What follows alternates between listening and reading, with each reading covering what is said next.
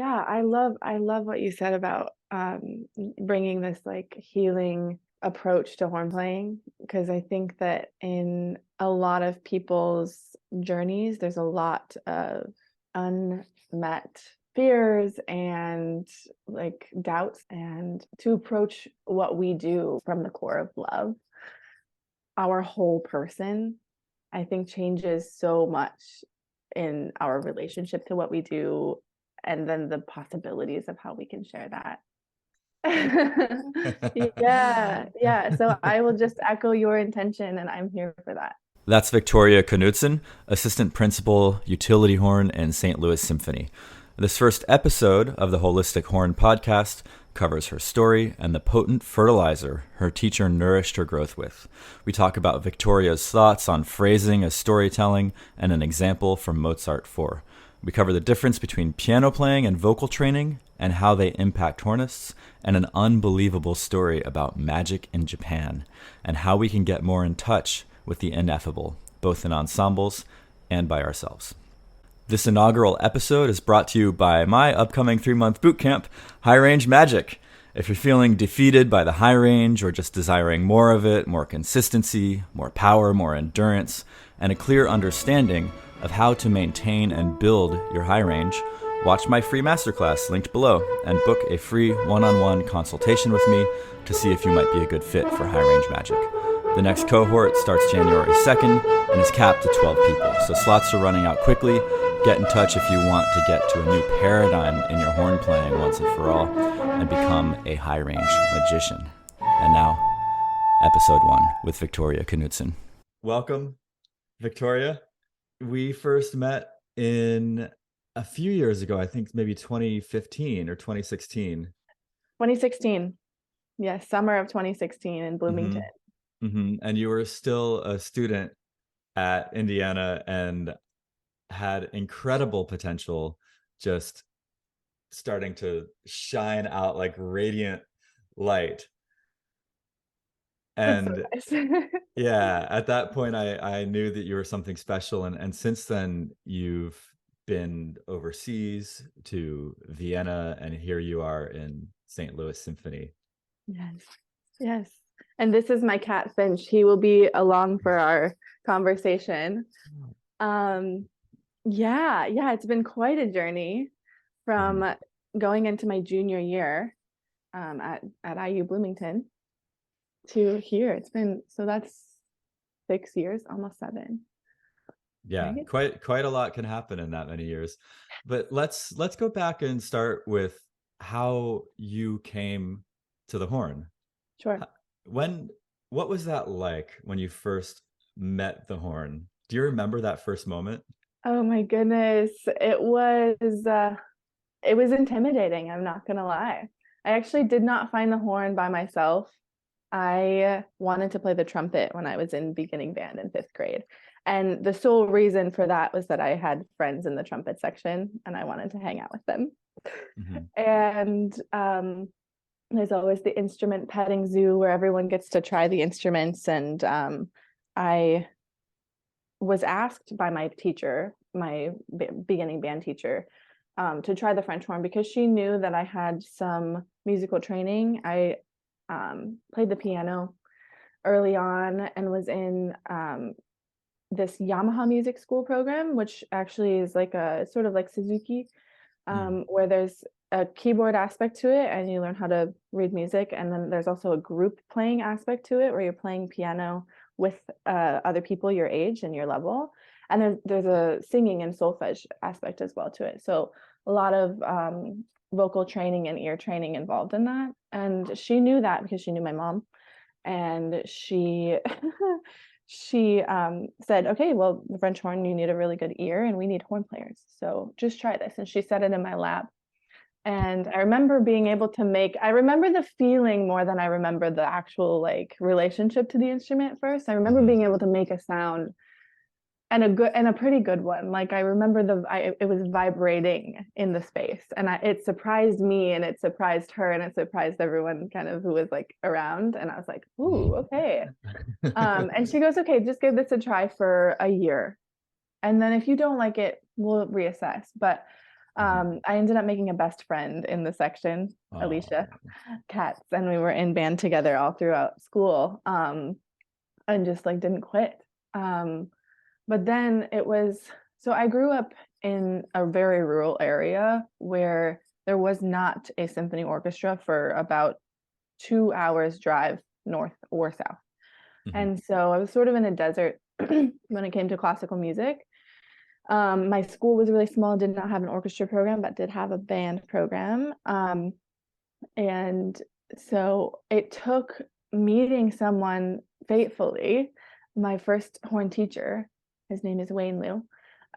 We met, he was a chair placement judge for an honor band in Northern Iowa. And he heard me play and he said, okay, clearly you've studied. Who's your teacher? And I said, I don't have one. I'm more of a pianist than anything. Like I had been taking private piano lessons still. And he laughed in my face. And so I said, no, I don't have one. And he was like, okay, well, I will teach you. And he lived 2 hours from me wow. as well. And he connected with my band director and got connected with my mom, and it was basically like, hey, you can trust me. I have this kind of credibility and I think your daughter has a lot of potential. And so we trusted him and we went. Okay, just for a second, this is what's happening. Finch he's a sensory addict, and he has like, I'm wearing this sweater that he Yeah. loves. Yeah. So that's why he can't get off my lap. Back to my story. Great problems to have. Well, this is really good because I actually I have a list of like notes and questions and things Cool. I'd love to get into. Yeah. So if you see me like digging around my desk, that's what I'm looking at. Okay. Wayne was number one on the list of topics that I wanted to bring up because I met him that same year on my way to Burning Man. Yeah. And what an incredible man. And he had the highest things to say about you. And I want to hear a little bit about how that relationship formed and what it was like for you. But I also want to say something first, which is just naming it sounds like you really had that sort of natural knack at the horn. You know, the first sound you made filled the room and kind of was like pulling the sword from the stone almost, and it's glimmering and it's like, whoa, what is this? And then the friend immediately in band, and then, you know, sounding really good and having all this training. I want to bookmark talking about the difference between piano, voice, and horn, because it's something I see in a lot of students that have piano training but not voice training, and vice versa. Interesting. And that you were really rocking it at an early age. Now, I wasn't like that. I wasn't terrible. I'd had piano training, but not voice training. So I'm intimately familiar with the downsides of how that transfers to horn, namely the misconception that you can press a note and have it sound. My gosh. You know? Yes, absolutely. But I wasn't physically talented at the horn, even though I'm musically very talented and passionate. And so nobody would have thought, like, I didn't pick up the horn and make a sound.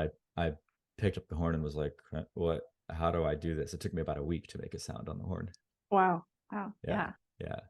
But so you stuck with it. I'm so curious too. I don't know if this is if you have time to share that story for yourself on your podcast too, but that's a really interesting kind of different avenue to come to the horn with, because you had maybe not the most natural knack, but you wanted it bad enough that you wanted to figure it out, and you have figured it, you know, through all totally. Of that. So interesting. Yeah. And I feel like it's sort of true at this point. Like, of course I have always more to go, but I do kind of feel like I figured out how to play. Wow. And it's because I was just hard-headed and then in love with the sound of the horn and what I heard. And, you know, talk about some of the recordings that inspired you when you first got started. And then the band environment, having the friends and having the camaraderie just was so motivating for me. I think that's part of what put me on that path. Beautiful. Yeah. But let's circle back to Wayne, because I want to hear what that relationship was like when you first started studying him. Do you remember your first lesson and what you talked about? Um, yes, I remember that I went down with my mom.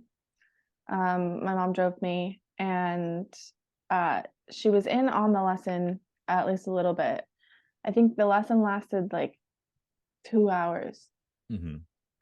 and it was just so full of like him celebrating me for where I was at, a lot of celebration, Wow. and then very acute um, critique and instruction.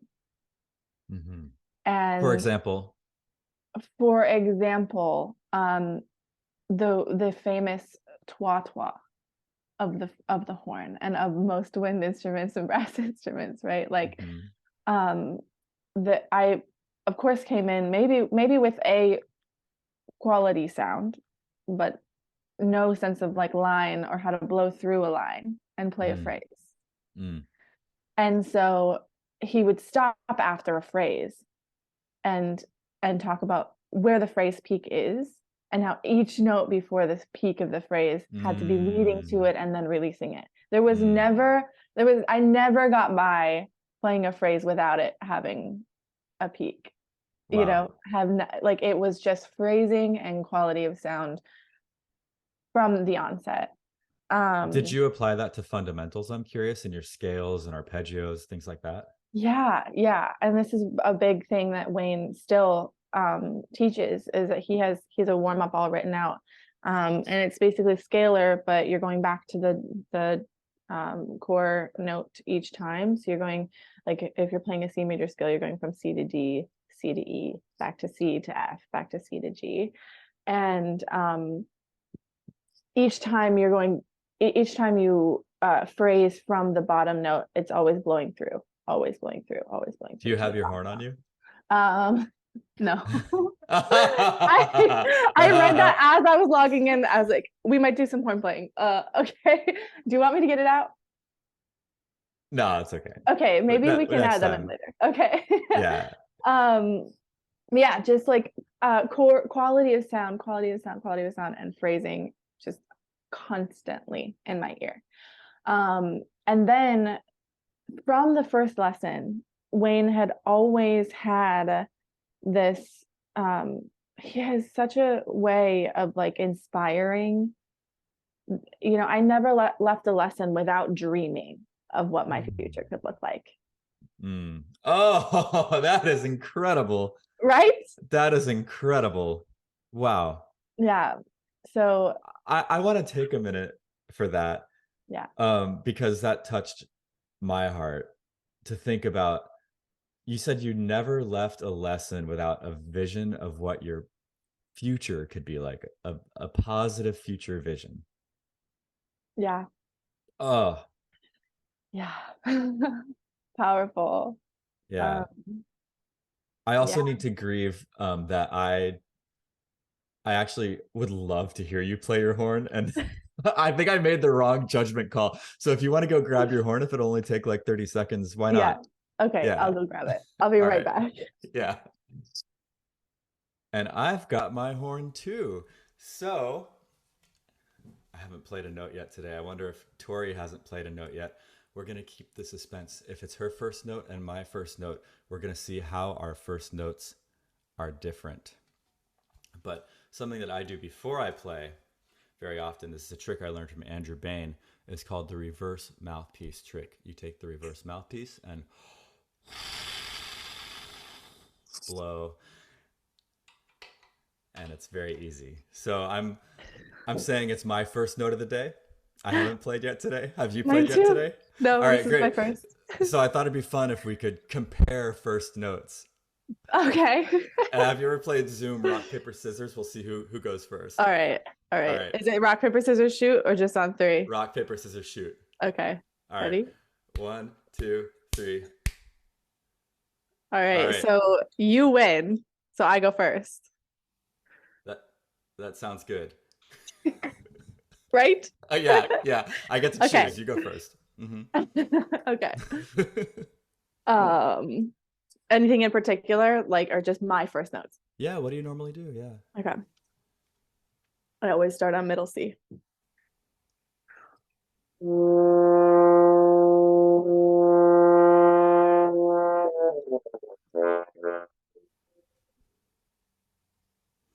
Do you know how to turn on original sound on Zoom? I do. Yeah. Second try with original sound on. Okay.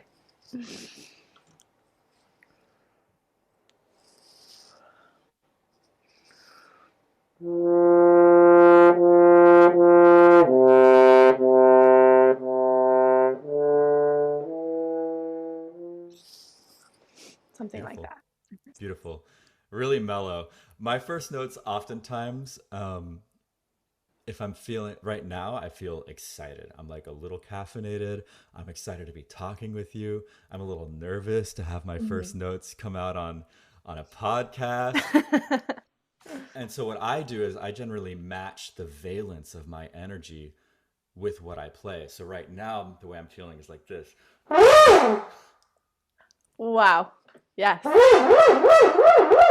And then if I don't want to feel that way, for example, I want to get more calm, I'll modulate it down gradually.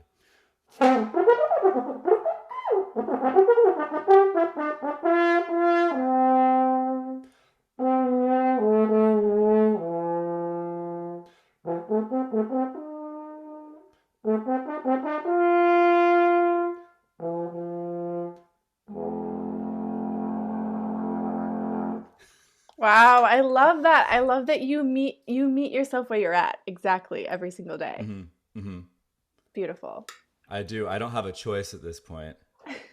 Spirit, great spirit won't let me. Right. Right. I love that. That's the deal. It's like, Mars, you want to keep playing horn, you got to be radically authentic about where you are. Yeah. Yeah, absolutely. Yeah. And I want to touch on that in a little bit about authenticity and how your understanding of phrasing has evolved over time of not just blowing through notes, but how do you really get emotion in there? In fact, if you'd be willing to speak to that now, I'd love to hear your thoughts. Yeah. Uh, well, first of all, I'm so excited that you are also interviewing Jen Montone and Jeff Knudtson, Hmm. because those were my two college teachers, and they are, I think, some of the most uh, beautiful expressors through music, through the horn, that I know. And so I learned a lot from them. Um, first of all, from Jeff, about storytelling, and how, Hmm. like, there's, if you have a story in your being, like, that you are feeling, you're playing this music through the lens of this story, right? You're taking yourself and the audience on a journey and telling a story. Do you have an Um, example, like a piece that you have a story for, or an excerpt, or? yeah. Well, let's take Mozart 4, for example. Mhm. Um, that for me had a sunshiny day, and uh, there was a hill in the distance, right? And I'm in a field of poppies and flowers. And that opening phrase is an essence of the feeling of that, like, freedom and that joy, Wow. um, and playfulness. Wow. Yeah. Can I So put you on the spot for a second? I'm going to I knew ask you you to do an would, yeah. experiment. Yeah, you knew I would. All right. So I want you to try playing. So obviously you're cold. Yeah. If you're willing to work into the first, just that opening of Mozart 4, but play it without the story, but still, as good fundamentals as you can. Okay. We'll do a little experiment, Without the story. Okay. without the story, just the notes, just a warm up. You're just playing D and a B flat and an E flat, no big deal.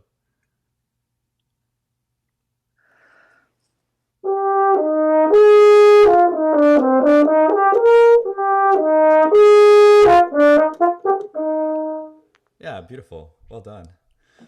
It's like you're like a pro or something. All Okay. right. And so what happens inside of you? Slow me down when I say, can I hear it now with a story?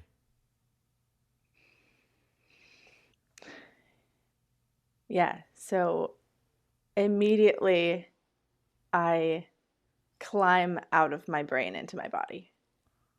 Huh. And I start to imagine physically um, what that day feels like, Mm. what it smells like, what the grass under my feet feel um, like the feeling of the sunshine on my skin. Mm-hmm. There's yeah, the senses start to open up. Um, and I think through that there is an emotion activated, and that emotion is often like excitement, joy, happiness. Mm-hmm. And then I'll take some breaths just to continue to like lower. Also, the excitement has my, the first notes and first playing and for performance, right? My heart is racing a little bit. So like elongating the breath a little bit just to like help lower my heart rate. Brilliant. And then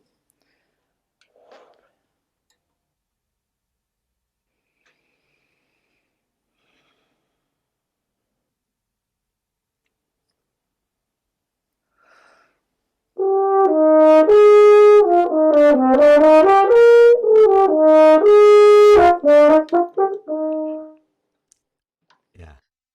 so a Beautiful. little less perfect, Yeah. but Yeah. but maybe a little more colorful, more interesting, more feeling. There were two phenomena that really stood out to me in that. One was, especially compared to the first one, that the sense I had in my body and my experience was entirely different. The Interesting. first one, I thought, yeah, she sounds pretty good, and I thought of being on an audition committee. You know what I'd think if I heard that is okay, solid player, right?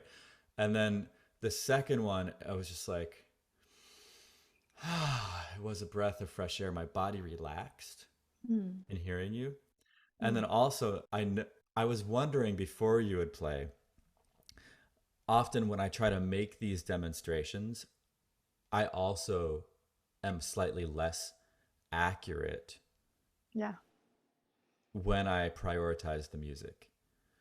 And I have my ways of finding excellence in performance that is technically excellent and musically excellent. I'm sure you have yours as well. Probably involves more than two warm-up notes. Yeah. Definitely. Definitely. And I just totally salute your courage to try this, live on a call. That's so important. Cool. Yeah. And also just, remember that everyone listening knows what it's like to have a little chip on a note. Of course. We're warm Yeah. players. It's real. Yeah. Yeah. Yeah. So Yeah. I'm actually really glad that you didn't play like a totally technically perfect version Yeah. that would make you feel like an alien. Um, Yeah. and if it wasn't for the fact that we were doing this experiment, Hmm. first of all, I'm not sure that that chip would have happened. I think the chip was reflected of you analyzing whether or not the experiment was working or if you were doing it, which is a tricky place to be. Hmm. I did 55 shows of Wicked in Hong Kong. I don't know if we ever talked about this. Yeah, a little bit. I remember you telling me. Yeah. Yeah. And for every single show, I tracked in my head the number of notes that I missed. Did And they then did they get less and less? yeah, they generally went less. I want to review the spreadsheet. It's been 6 years, and I correlated it with the amount of sleep that I had and the number of minutes of warm up and how many breaths happened in 3 minutes of natural breathing to see what my breathing rate was like before the Wow. show. I correlated with all sorts of things. But the whole point was like, I kept in my head for an entire musical a mental tally of how many notes I missed Yes. so that I could put it on a spreadsheet Yes, that afterward. is that is science. That you were From being a scientist. it's Newtonian science, but from a quantum view, Mm, from knowing what you know about energy and mindset and everything, do you think that I missed more notes because I was tallying missed notes? for sure. Yeah, for sure, Yeah. right? You're like, no question. Yeah. It wasn't like double blind. Right. Right. You knew it was happening and you were also doing it. Yeah. Yeah. And I wasn't, there was some part of my brain that's like on the chalkboard rather than in the music. Of course. Yeah. Yeah. Totally. So that's what I'm getting at a little bit, is that I think there might have been a little bit of your brain that was still on the chalkboard, so to speak, when you were Yeah. trying that experiment. Yeah. Yeah. And that actually paradoxically can block the full effectiveness of the technique, is when you're monitoring how it goes. Yeah.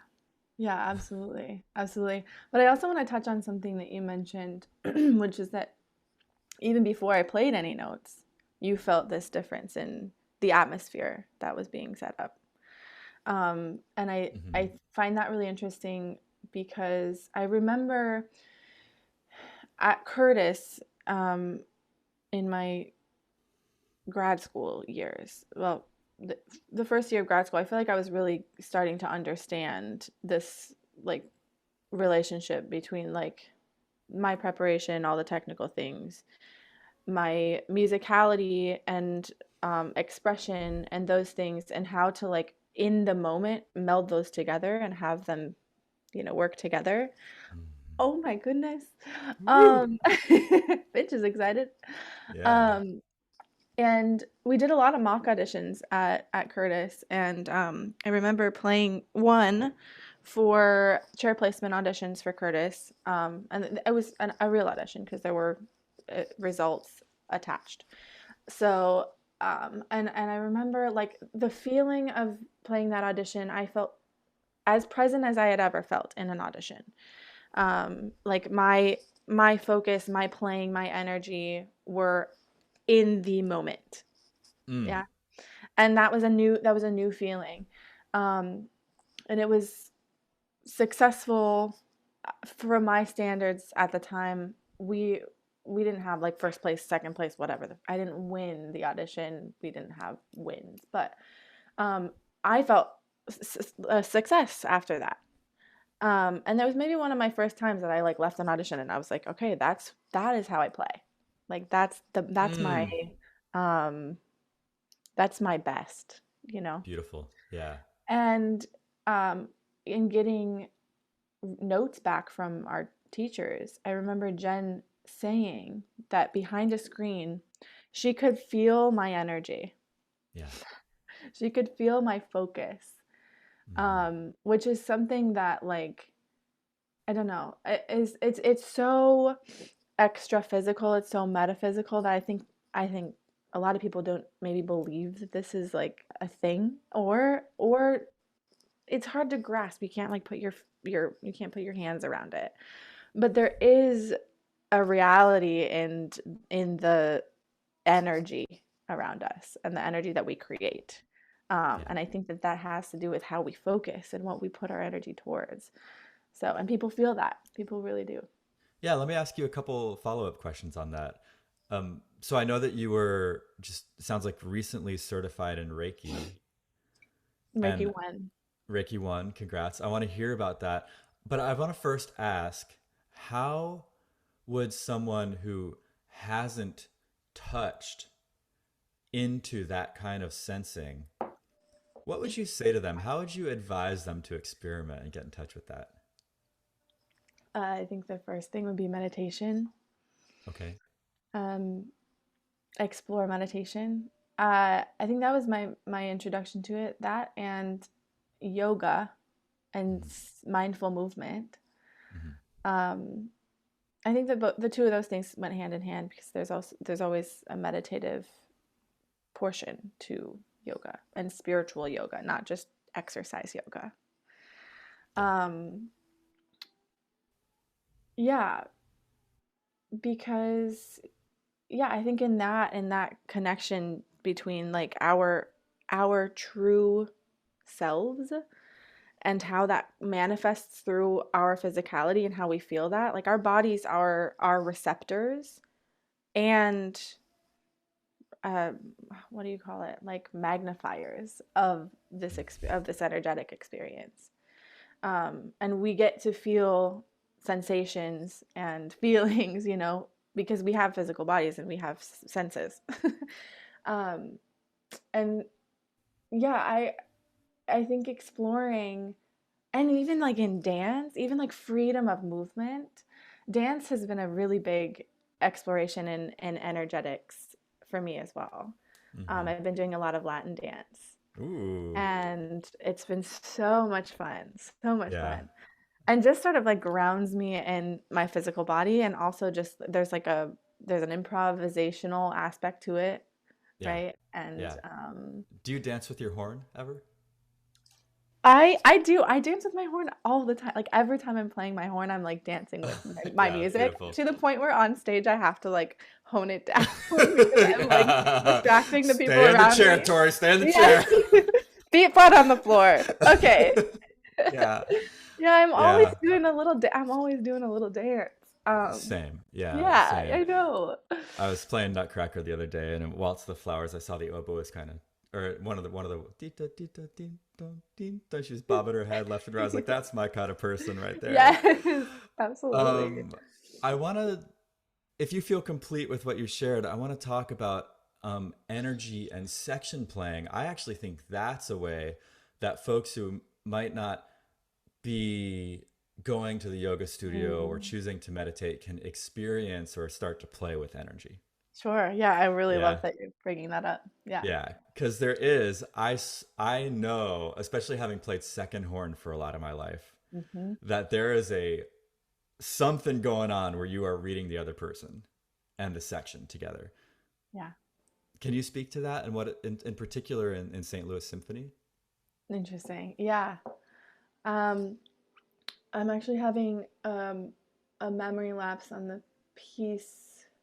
Oh, we just played Pines of Rome, and there was a beautiful moment where I just felt this connection between our principal bassoon player and the person who was subbing in on principal clarinet, because the clarinet has more of a moving line and bassoon is accompanying and supporting the clarinet's moving line. But they don't, to my knowledge, they don't know each other. It's like one thing when you develop a relationship with someone, you Hmm. understand their movements, you understand how they might phrase, how they might emphasize something. Um, but they don't play together every week Yeah. because this principal clarinet player was a sub, and it was just every single time the clarinet would move even slightly differently or a little later or a little sooner, and the bassoon would catch it every time. And I was like, that Yes. is amazing that they Yes. have this connection. Yeah. Um, and it's sort of unspeakable. Maybe you have more words to describe what that is and like why that can happen than I even do. But Well, I have a story that comes to mind, which yeah. is that when I left Hong Kong, and I was playing a lot of second horn there to a brilliant player, Mark Vines, who went on to the, I believe, London Symphony or LPO, maybe both. Um, and it was just like, I knew I had to feel him I had to trust my gut. Mm, I couldn't trust my head. I had to trust my gut to really play in tune, in time, in vibe with him. yeah. And then I left Hong Kong and I ended up subbing with San Francisco Symphony for a couple years, like sort of long term, and playing a bunch of assistant principal, which is, tough. Like the principal horn lays out, and here you are on the first horn book in this, for me, like dream orchestra to play in. And I had to learn really quick, especially with MTT at the helm, that you did not watch the stick. Yes. Yes. I would watch MTT's eyes for a lot of information, but not the stick. And if I watched the stick, I was screwed.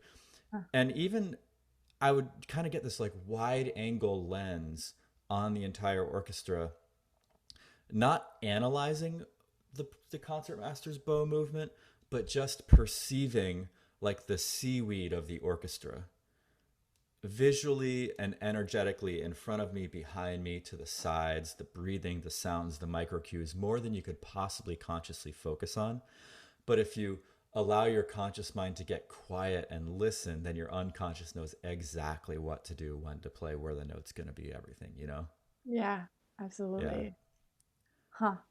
Um, so fascinating. I love that you called it the seaweed because that is Hmm. such a vivid, like I recognize that. I never would have said it that way, but I Yeah. totally know what you mean. Yeah. Um, yeah, there's just like a ripple. And And it's like an also, ocean. It's like thick, like water. The orchestra, the energy in the orchestra field is it's thick, mhm, like mhm. water is the way Or I like perceive it. kelp, like the way that Mm. kelp moves in water, Mm-hmm. you know? Mm-hmm. Um, yeah, a couple things came up if I can comment, is that uh, the difference between like, hmm, and correct me if there's like maybe better verbiage for this, but like you're um, watching and you're acting upon seeing what the concertmaster is doing, watching the stick, listening to the basses, listening to the trumpets. That's all really important stuff. But then what happens when you sit in like conscious awareness and let that come to you and allow all of those things to come as an organism, you know? Mm-hmm. Mm-hmm. Um, that's something that I've explored a little bit in the Reiki realm and with like the third eye realm, where the Can you say difference more be on that? yeah, this is so my journey in Reiki is relatively new. I was just certified Reiki 1, which happened in and after a 3-month container of meeting with my Reiki teacher every week, twice a week. Um, so a lot of this stuff is still settling into like integration, but it's in the you know mind. But so thinking about the third eye is where we perceive intuition and receive intuition. And then it's like it exists right above our eyes. It's like this is the area that the third eye is in, right? And so with our eyes, we actually did this exercise. The place that we met to do Reiki sessions was right across from a park, and she told me, "Get your shoes on. We're going for a walk." So we start walking in the park, and she is walking right beside me and is asking me to like pick a spot in the distance and look at it, Mm-hmm. right? Like pick a tree. And I saw a tree. It was the fall times. There were like yellow trees, orange trees, and there was like this one bright red tree. And I looked at it and I said, that's okay. I'm looking at the tree. And then she encouraged me to like sit back in this perception and allow that tree's energy to come to me. And there's Mm-hmm. this shift that happens where like you're maybe reaching and then receiving, and it's different. It's a different feeling. Um, it's a freeing feeling. It's a more effortless feeling.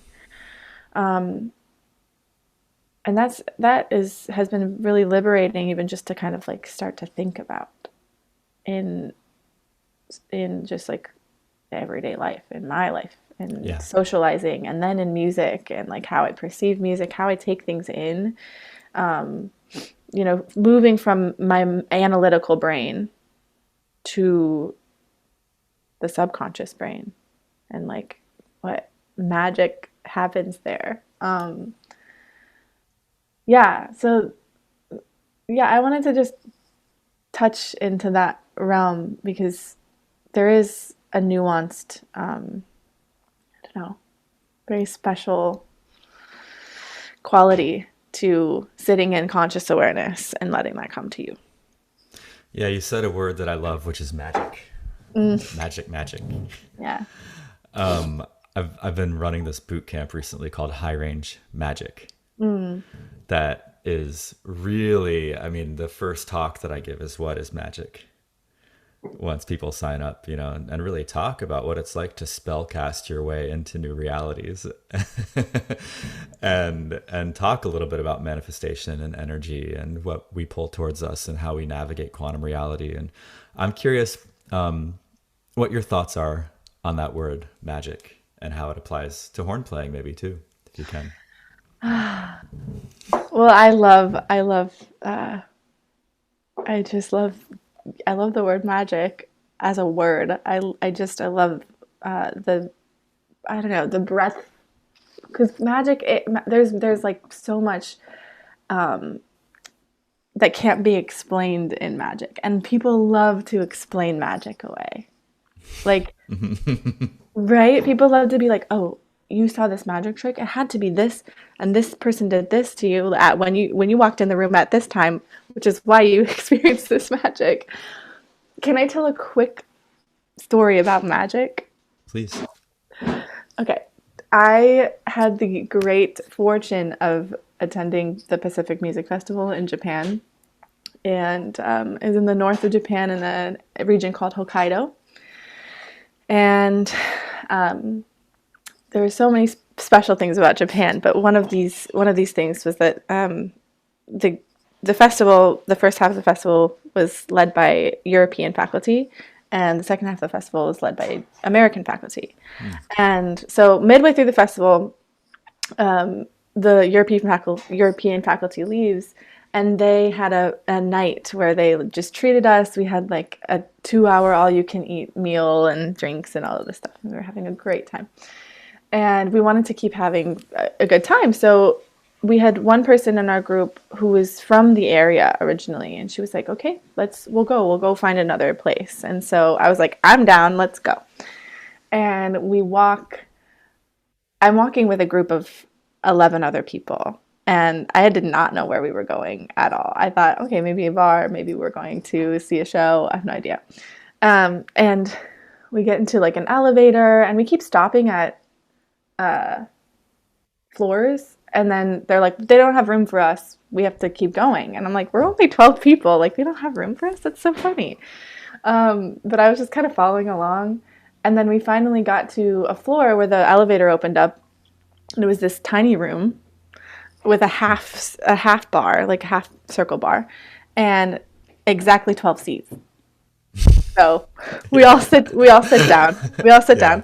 There's one bartender. He says he welcomes us all in. We get a drink, each of us, and everything. And he opens this book. He gets this book. It's like this thick, and he starts flipping through it. And then he goes whack, and he opens it up, and a dove flies out of the book. I am not kidding you. Like, You're and just then like, I what? realized, yes, and then I realized I was at a magic bar. And just that whole night, it was just so fascinating. I mean, there was like fork bending and things that just could not be explained. And the two things that I always say, this when I tell this story, he had taken a picture of our group with someone's phone, and by the end of the night, he said, "This young man has your photo in his wallet." And he took out his wallet, and he had a printed photo of us in his wallet. He had not taken his wallet out to pay. The photo was in there. And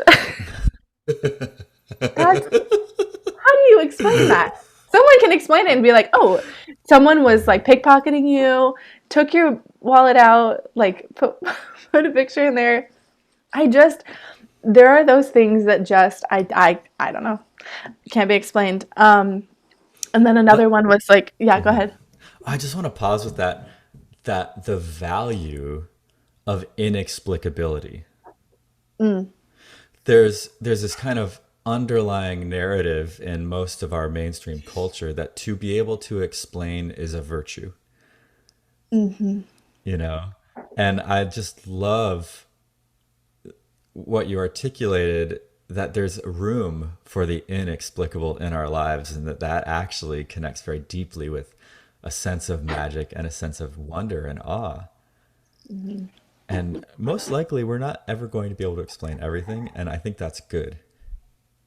Yeah, Yeah. Yeah. And rather than trying to expand the bubble of what we can explain and understand, what happens if we actually expand the bubble of the ineffable and totally incomprehensible? Yeah. Magic. Magic. Magic happens.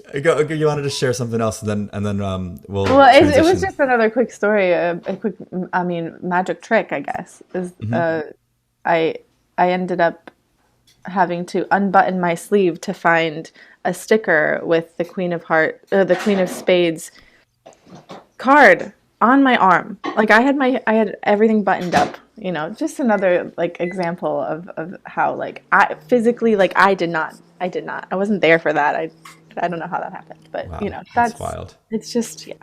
But you said it. You hit the nail on the head talking about the ineffable. What a beautiful word. Yeah. It's a word that I often forget, and it's on the tip of my tongue, and I can't remember it. And I just think that's a perfect word to sometimes be ineffable in itself. Yeah, totally. I'm enjoying this conversation so much, and I have to have you back because I want to talk about some themes of like what it's like being a woman brass player, and what you would hope for the horn world, like what you think is the direction of the future of music and what you learned in the pandemic. There's all sorts of curiosities that I have. I also want to talk, practical thoughts on gear and warming up mouthpieces. You and I have a little mouthpiece karma that needs to be publicly aired. Right. That was awesome. Actually, is that my mouthpiece on your horn? So it is your mouthpiece rim on my horn. Okay. All This is right. All the right. San Francisco rim. Yeah. Yeah. It's found Yeah. its way back. I had it in a pocket. I don't have that many mouthpieces. I have like 5 total maybe. Yeah. And one I use, and Mm-hmm. it has your rim on it. Wow. Amazing. I thought I Yeah. recognized it. Yeah. Cool. So anyway, there's a lot I want to talk about, but just due to time, unfortunately, we're going to have to wrap up.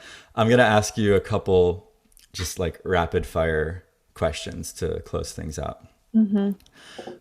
Number one, what is a recording, maybe a horn related recording, that has really shaped your life and inspired you?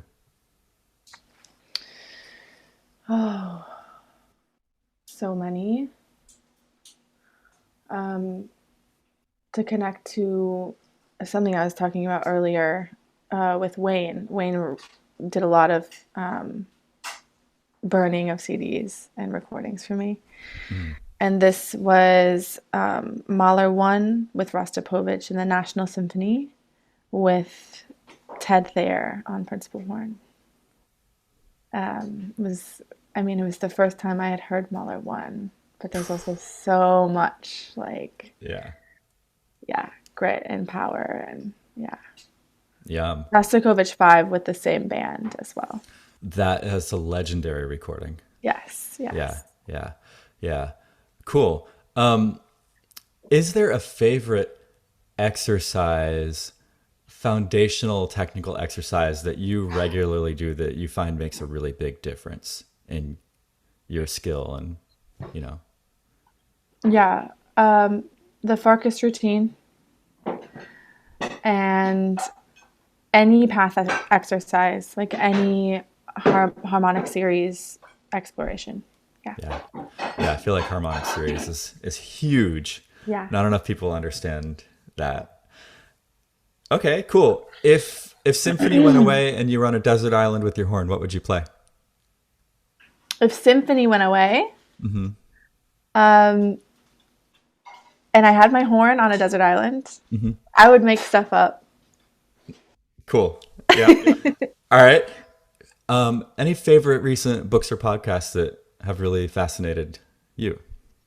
Yeah, I've recently been getting into the 10% Happier podcast, which is just a really, really cool one that's based in the mindfulness and meditative realm.